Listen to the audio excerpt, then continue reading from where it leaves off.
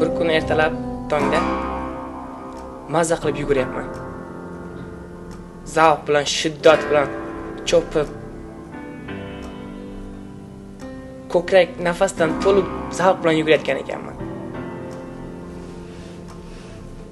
Biror marta bunaqa antiqa bir rohat olmaganman-da, boshqa narsadan, biror narsadan.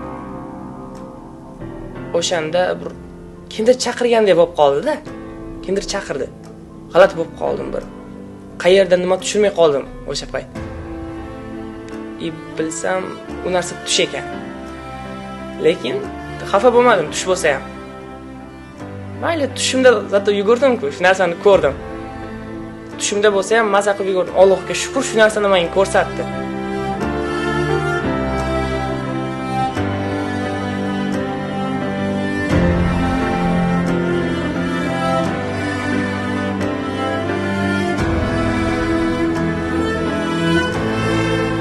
Mani fikrimcha, bu narsa hozir aytib berayotgan narsam ko'p kishi tushunmas ekan. Chunki odamlar uchun yugurish, sakrash, futbol o'ynash oddiy holatda bu ular uchun.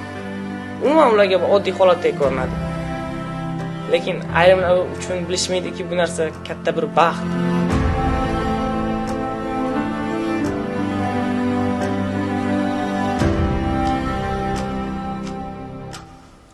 Men ulardan farqim, mana maqsadim bor hayotda. Va u maqsadga intilish uchun menga ko'maklashadigan ota-onam bor. Do'stlarim, yaqinlarim, ular menga ko'mak berib turishadi shunaqa payt. Endi bo'ladi ayrim payt sinib qolish, masalan. Hayotdan to'yib ketish ham bo'ladi, lekin o'sha payt ota-ona, do'stlar motivatsiya berishadi-da ular. Shunda tushunib yetasiz o'zingizni borligingizni, yashayotganligingizni.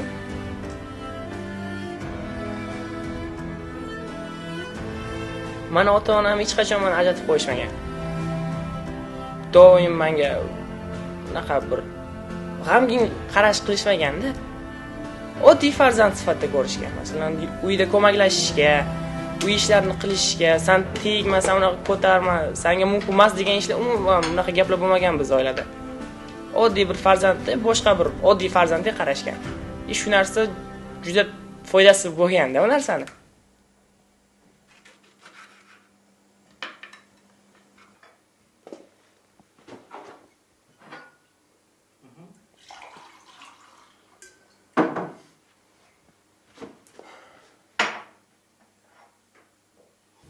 Uy ishlarini qilaman. Ota-onamga yordam beraman. Ertalablar nonushta tayyorlab beraman uydagilar uchun. Xursand bo'lishadi. Voy deyshadi, o'g'lim menga ovqat taqlab qo'yishibdi. Zavqlik tayyorlab qo'yibdi. Xursand bo'lishadi uydagilar.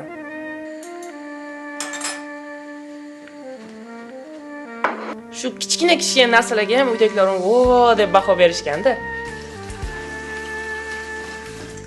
Bu narsa menga shunaqa bir motivatsiya berib o'rganda. Shu narsa yana shu ertalablarni nonushta qilib, masalan, oyimni uqalab, oyim xursand bo'lsin.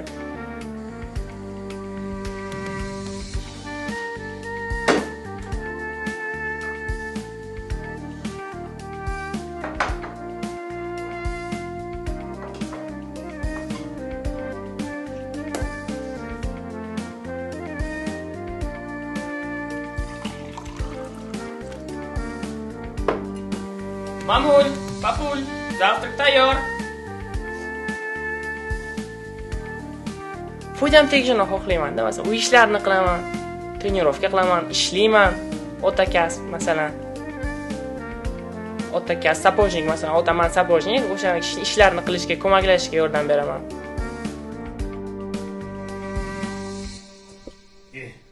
Ravshan? Assalomu alaykum. Va alaykum assalom. O'zing tayyorlading? Albatta.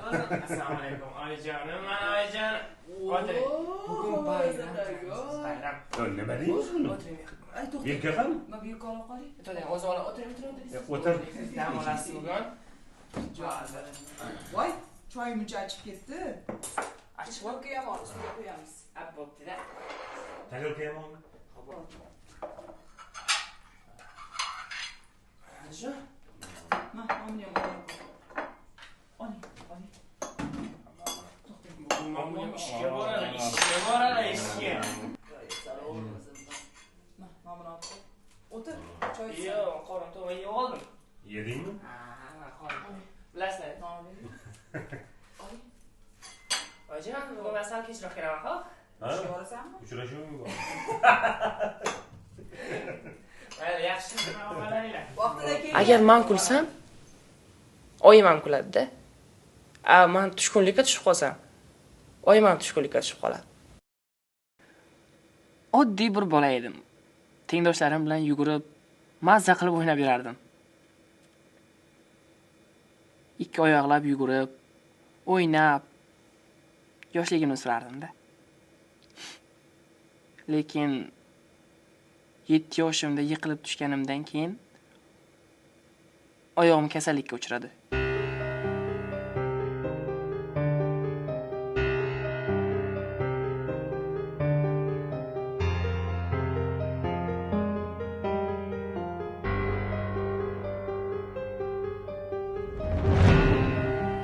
Bu kasallik orqasidan biz ko'p lecheniya, har xil davolash uslubini qilib ko'rdik. Foydasi bo'lmadi.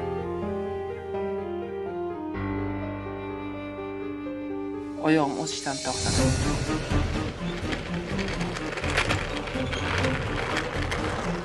Oğlum, qara bola o'ynashyapti. Shularga qarab o'tiring, xo'p?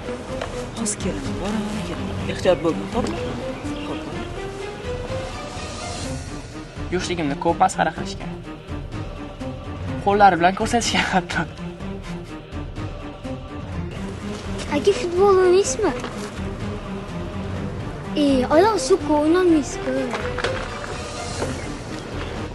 Oyi, qarang, bitta oyoq yo'q aka deyishgan. Kichik bola to'g'ri yosh, lekin alam qilgan shu gaplarni. Juda alam qilgan. Oddiy bir gap, to'g'ri. Ham qilgan lekin.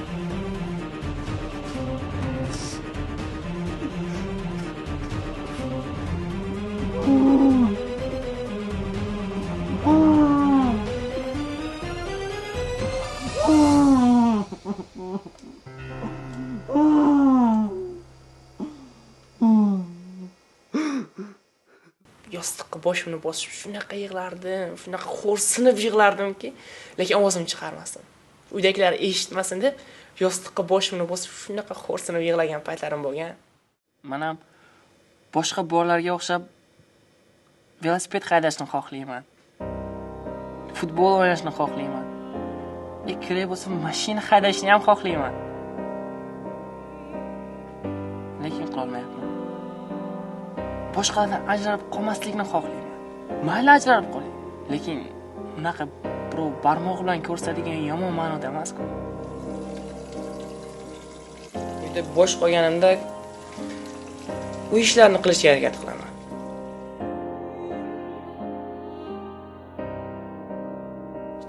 Uydagilarim, ota-onam xursand bo'lsin-da, shu o'g'lim yotmagan, faqat yotib olib kino ko'rib, telefon o'ynab o'tirdi deb o'ylamasin.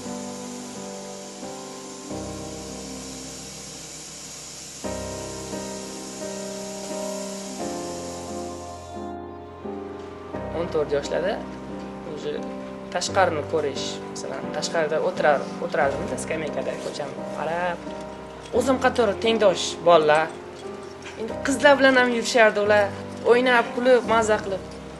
Menga mumkin emasdi.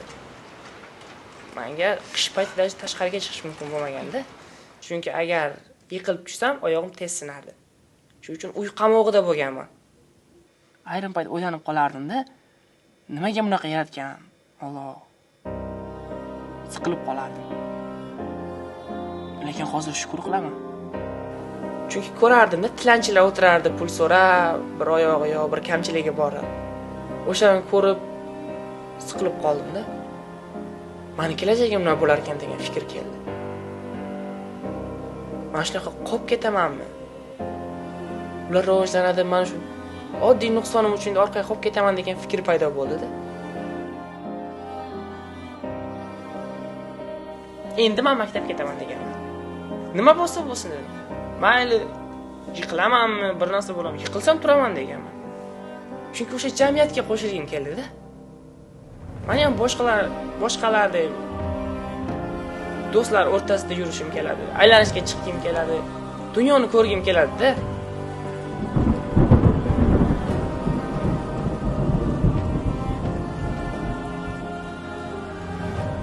Agar rozi bo'lsang, maktab borasan. Faqat shart. Qanaqa? Oyog'ingni kesamiz deyishdi. Boshqa ilojisi yo'q ekan. Protezlash masalasida. Ular o'ylashdiki, hozir bu yo'q deydi, qo'rqadi. Dedi. Men maktabga boraman. Lekin yo'q. Sirasi rozi bo'ldi. Qiynalish, mening fikrimcha, qiynalish kelajakda mukammal inson bo'lishni boshlanishi. Yana bilmadim kimga qanaqa.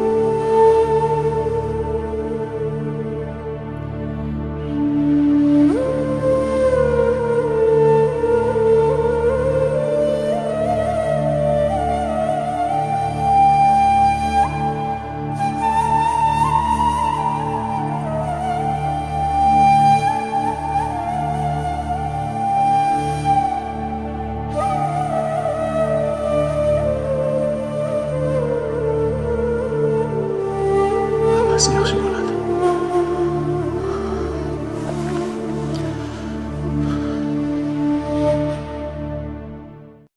Og'riq juda kuchli bo'lgan. Juda kuchli og'riq bo'lgan o'sha payt.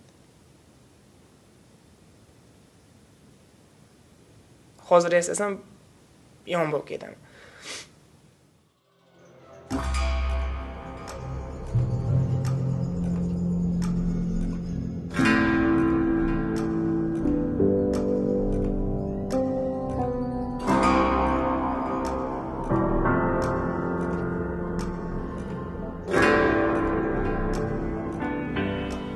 Va nihoyat maktab bordim. Do'stlar, yangi do'stlar. Do'stlarim bilan o'ynab kulardik-da, o'zi boshlandi. Men orzuyimga yetdim-da. Atrofimda o'zim tengdoshlarim, qizlarim, yigitlarim hammasi bor edi-da. Sinfdoshlarimni ko'rdim. Ayrimlari sport bo'yicha yutuqlarga erishyapti. Kimdir boks bo'yicha, kimdir karate, dzyudo bo'yicha marralarga erishyapti-da. Hammasini o'qituvchilar, masalan, bitta o'quvchimiz mana shunaqa medal oldi, shunaqa degan payt ularga havasim kelardi. Hamma o'z ustida ishlayapti, hamma rivojlanyapti, o'syapti. Ammo nima qilaman? Ular oyog'i bor, yuguradi, futbol o'ynaydi. Ammo qo'llarim sovuq-ku. Qo'llarim bor ikkita. Shu bo'yicha ishlayman, qo'l bo'yicha sport qancha dedim. Paralimpiyaga qiziqish paydo bo'ldi shu payt. Paralimpiyaga har xil shtanga ko'tarish, turnik, mana bunaqa narsalar boshlandi-da. Xo'pladingizmi?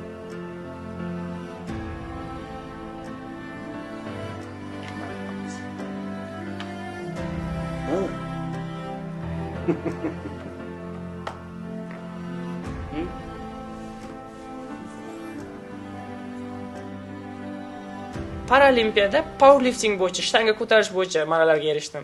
Buxoro bo'yicha o'zim vesim bo'yicha birinchi o'rin olganman. Yaqinda kanoe bo'yicha musobaqa bo'ldi Paralimpiyada. Undan medallar olib keldim. Chunki sportda qiziqish bor-da. Muammo hammada bor. Menda ham bor. Asosiysi harakat qilish kerak. Meni muammoim oyog'imda. Lekin men yengib o'tdim. Chunki agar inson yengilmasa, hamma narsani uddallaydi. Faqat harakat va harakat. Harakat qilgan inson albatta bir narsasiga erishadi. Gapimga ishoning. Albatta bir narsaga erishadi. Vaqt juda qimmatbaho. Juda. U kunlari maktabga xursand bo'lib yuruvdim-da. Maktabga boryapman. Hozir o'sha institutdaman.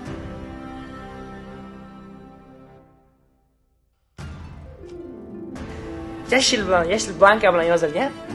Siz Temiev Ravshan Rustamovich grant asosida o'qishga qabul qilindingiz. San'at institutiga niyatimga erishdim, grant bilan kirdim. Hozirda birinchi kurs kino televideniya rejissyorligida o'qiyapman. Kimsan Jahongir Qosimovning o'quvchilaridan biz endi. Faxrlan Sarsiy degan gapda. Bo'lidamga, padar-buzurgvorimga bir kishi kelib aytsa, "Shu o'g'lingiz maladesda. 7 farzand o'stirganingiz uchun katta rahmat" desa, ota-onam xursand bo'lsa, bundan katta baxt yo'q.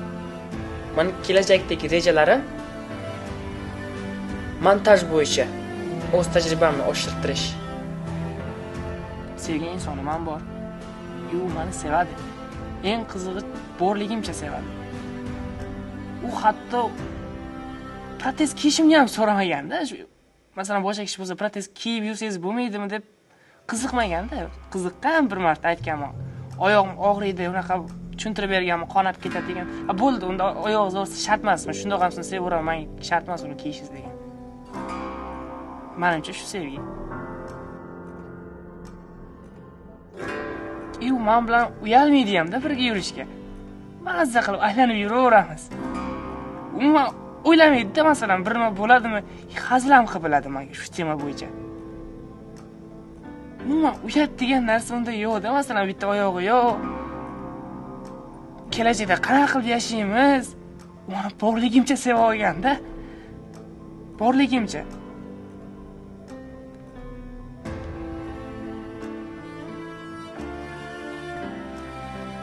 Men baxtli inson deb bilaman o'zim.